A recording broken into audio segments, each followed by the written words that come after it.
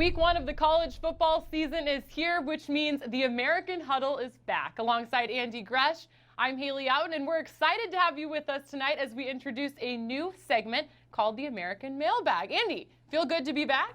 Yeah. What is this whatnot is going on here? We have tables and seats and food and everything. Donuts for dinner, and we even have some hard-hitting questions that fans across the American have submitted. So we're hoping to get this going each week because it's fun to hit this guy with the hard questions. Send me your stuff, all your hard questions. All right, well, let's get it started. Question number 1. We're going to talk some defense first, and a fan wants to know which team in the American has the most underrated defense in this conference. Wow, that's really tough because there are some defenses that we just don't know about, Haley. And I'm going to say Temple because if you look at the history of what's gone on the last 5 years, defensively they've been competitive. And I think Rod Carey coming in understands that it may take a while to get the offense going, but defensively is where they can really make an impact. I like the talent of USF, but they've got a long way to go, especially up front, in terms of being one of the better defenses in the conference.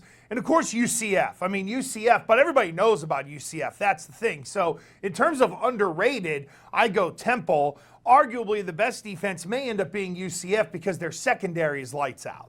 All right, well, we shall see these teams get to work in week 1. Moving on, though, question number 2. What has been your most memorable moment in this conference? We've been doing this a few years now. What's been your favorite one? You know, it's crazy, and it's a picture that I took from your office when we were at American Media Day, and the first time Vern Lundquist came in to sort of host all the festivities down in Newport, and we got to sit with Uncle Vern, and then like 5 minutes off camera, we're BSing about golf and all that kind of stuff. For me, that was my moment. I think for a lot of people out there, in terms of signature moment in the conference, obviously there's Houston's big win a bunch of years ago against Oklahoma, and we'll see if that repeats this week.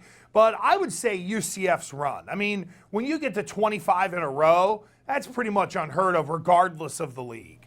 A lot of great moments throughout this conference and looking to make some more memories here in the 2019 season. Let's talk about Temple. A fan wants to know, how is Temple going to be this season? They have a new first-year head coach in Rod Carey. Obviously, I kind of like their defense. I think it can be sneaky good. There will be growing pains, as I think there will be with a lot of new head coaches coming in. And the one negative about Temple is that they've had to replace coaches. So you've had a lot of turnover there, and hearing different voices is good, but hearing different voices too soon, you know what I mean? Like, you have one coach leave, and then 2 years later another one, and then here's another one. You can get too much in your head. So I do think that from the Temple standpoint, I hope that situation calms down. But I like them. I think they're going to be competitive for a bowl. Look, Rod Carey's a hell of a coach. He didn't take the Temple job because it's a bad job. He took that job because he knew he could win there. And to me, that's a testament to what they built in Philly. A style that we've gotten to talk about a lot, rather, the last few years is the triple option. And we had a fan ask this question on Instagram. They want to know your opinion about the triple option style offense. Well, it's interesting because I'm a big fatso lineman, and the one thing about that offense is that you don't need big fatso linemen. You can have normal-sized guys anywhere between 280 and 300 pounds and run that offense because the blocking part of it is a lot of angles. So I think from an offensive line standpoint, I find it fascinating because it's very different than what I grew up with or played in. That said, I love it because it's hard to prepare for. You can't get ready for it in a week unless you played it year after year after year. Then it makes it easier. And to me, I think that might be a part of the challenge for Kendi Amatololo and Navy this year is how do they diversify that offense without abandoning the core of what works? Because, look, ripping it for 350 on the ground pretty much against everybody works in this day of college football and where you're holding on to it.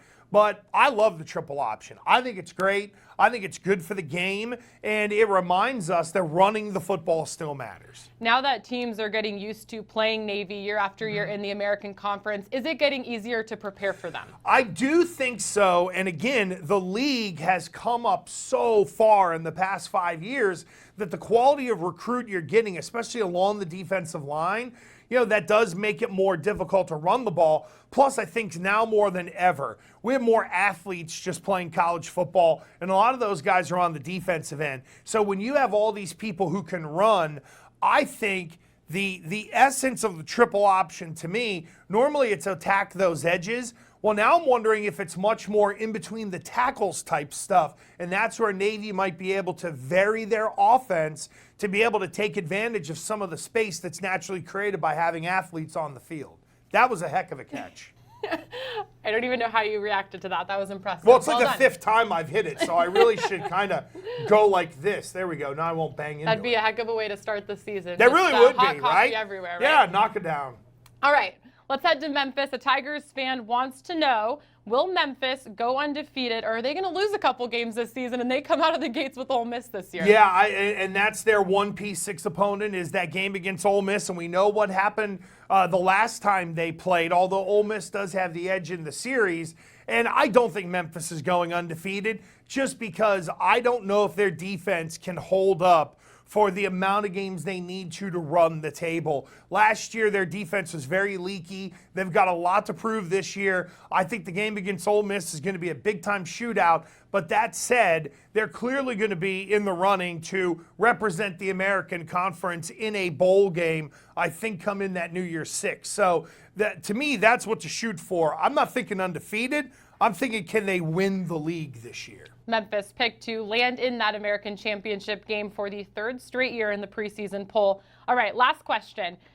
From a fan, they believe that USF should have a pretty high-powered offense, but they want to know, is the defense strong enough to contend for the American Conference title? It's all going to be up to the front seven for USF, and they've got a lot of young talent there. They've got a lot of returning starters and guys who played last year.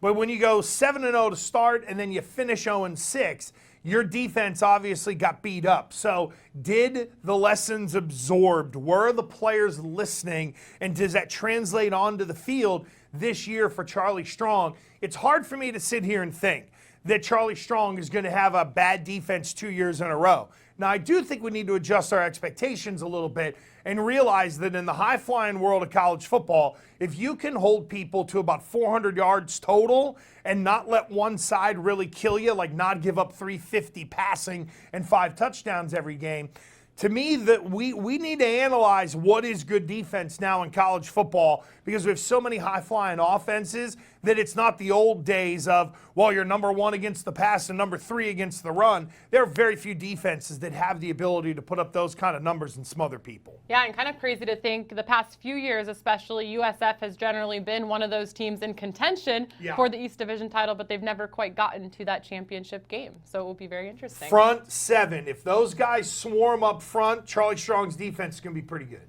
That's all I have for you, Andy. That's it? That's all the people sent in? That is. That's no all we weirdo got. questions? No, nothing like that? A couple. And you weeded them out? We weeded them out. Why don't we embrace the weirdos for crying out loud?